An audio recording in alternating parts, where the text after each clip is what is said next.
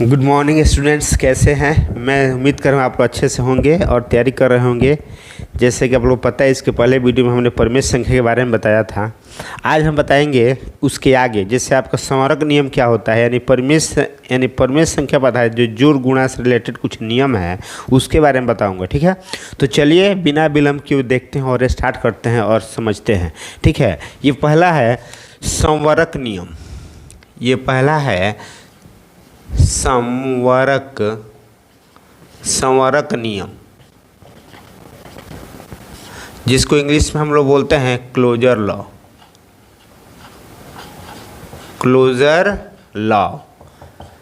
ये देखिए, जैसे मान लीजिए दो परिमेय संख्या है, दो परिमेय संख्या इस प्रकार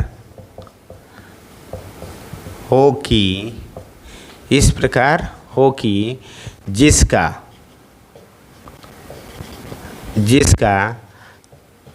योगफल तथा गुणनफल भी परिमेय संख्या हो,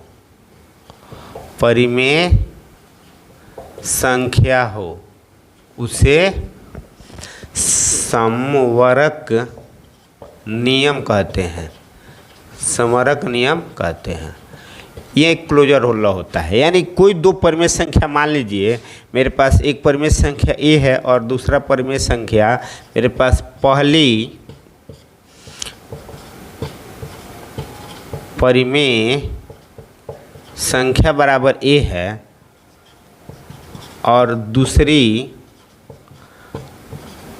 परिमेय संख्या बराबर बी है। ठीक है, तो इसका अगर मान लीजिए योग निकाल देते हैं, यानी a प्लस बी, तो ये क्या आना चाहिए, परिमेय संख्या। तो ये संवरक नियम होता है। इसकी गुणा की बात करें, हम मल्टीप्लाई की बात करें, तो इसका गुणनफल भी क्या होता है, एक परिमेय संख्या होता है। यही होता है संवरक नियम। यानी दो परिमेय संख्या ऐसा हो जिसको जोड़ने पे और गुणा करने पे वो परिमेय संख्या ही मिले, तो इस तरह के नियम को हम लोग क्या बोलेंगे, क्लोजर लॉ बोलेंगे। क्या बोलेंगे, क्लोजर लॉ। ठीक है, चलिए अब नेक्स्ट देखते हैं। नेक्स्ट आपका है क्रम विनिमय नियम। क्रम विनिमय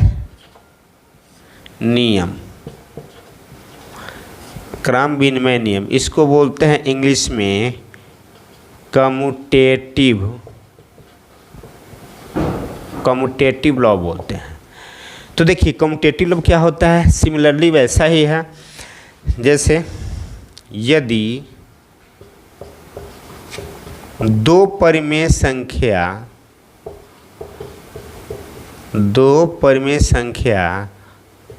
ए तथा बी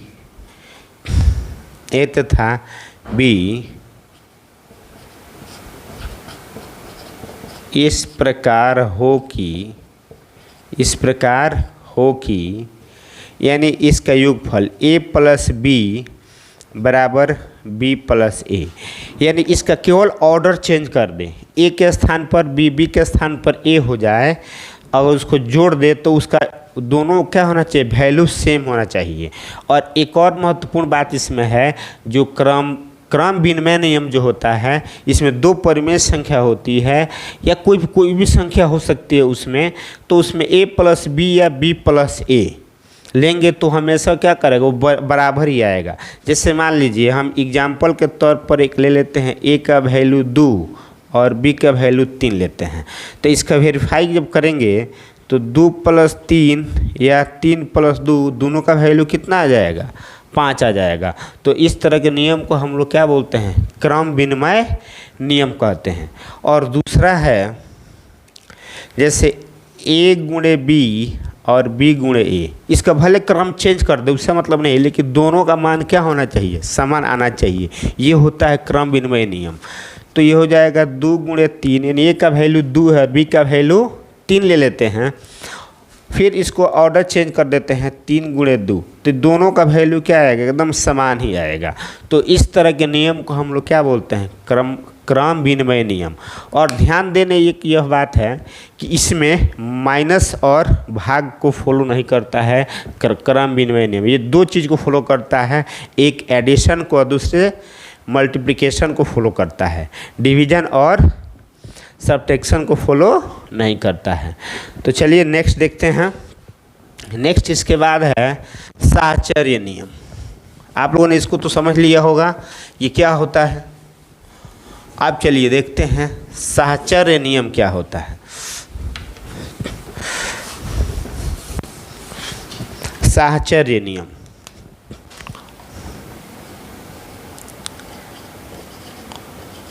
साहचर्य नियम,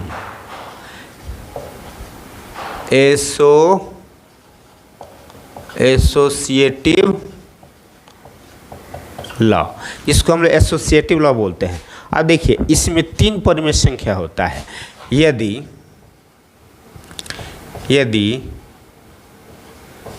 3 परिमेय संख्या ए, बी तथा सी इस प्रकार हो कि a + b, देखिए इसमें आपका योग होता है a + b, आप प्लस में हो जाएगा c, बराबर में होता है a + b + c। तो इस तरह को हम लोग क्या बोलते हैं, साहचर्य नियम बोलते हैं। क्या बोलते हैं, साहचर्य। a + b + c या a प्लस और b के साथ अब c को कर देंगे, ये दोनों का वैल्यू क्या आएगा, समान ही आएगा। कुछ आएगा वैल्यू, यानी इसका और इसका वैल्यू दोनों का क्या आएगा, समान आएगा। तो इस तरह के नियम को हम लोग क्या बोलते हैं, साहचर्य नियम। और साहचर्य नियम भी योग को और गुणा को फॉलो करता है। चलिए इसका सेकेंड है गुणा होता है a × b × c बराबर होता है a × b × c, इसका वैल्यू भी एकदम समान आता है। चलिए एक एग्जाम्पल के द्वारा हम इसको समझने का प्रयास करते हैं। a का वैल्यू हम ले लेते हैं 1/2, चाहे चलिए 2 ही लेते हैं, 2 लेते हैं। b का वैल्यू 3 और c का वैल्यू 4। देखिए आप चाहे तो a b c के स्थान पर कोई भी वैल्यू रख सकते हैं, 1/2, 1/3, 1/4 आप रख करके देख सकते हैं, ठीक है। तो क्या हो जाएगा यहाँ से, चलिए पहला हम वेरिफिकेशन करते हैं। a का वैल्यू हो जाएगा 2 और b का वैल्यू हो जाएगा 3, अब प्लस में क्या हो जाएगा, c का वैल्यू हो जाएगा 4 बराबर। यहाँ a का वैल्यू हो जाएगा देखिए तो 2 है, प्लस b का वैल्यू कितना है, यहाँ से 3 है, और c का वैल्यू कितना है, 4 है। तो 3 2 5 अब +4 और 2 + 3 4 7, तो 5 4 9 बराबर 7 2 9, तो बराबर आ रहा है ना। यानी ये एडिशन को फॉलो करता है और साथ ही साथ चलिए मल्टीप्लिकेशन जो है उसको भी टेस्ट कर लेते हैं। यानी 2 × 3 × 4 बराबर, इसको देख रहे हैं 2 × 3 × 4, 3 दूना 6 × 4 बराबर 2 × 4 3 12, यानी 6 चौका 24 बराबर 24। तो आप ऐसे देख सकते हैं जो ये जो रूल होता है वह साहचर्य नियम यानी एडिशन को और मल्टीप्लिकेशन को फॉलो करता है, लेकिन सब्ट्रैक्शन और डिवीजन को फॉलो नहीं करता है। चाहे कोई भी आप इसमें परिमेय संख्या रखिए या अपरिमेय संख्या रखिए, वो क्या करेगा, हमेशा गुणा और प्लस को ही फॉलो करेगा, बाकी यानी सब्ट्रैक्शन और डिवीजन को फॉलो नहीं करेगा। तो ये मेरा नियम हो गया साहचर्य नियम। चलिए इसके बाद एक आता है काट नियम। काट नियम आता है, ठीक है।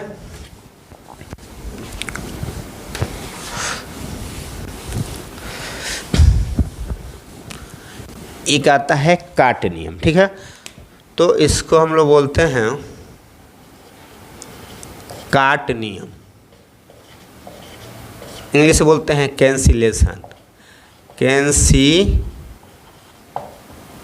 Cancellation law, cancellation law. ठीक है, यदि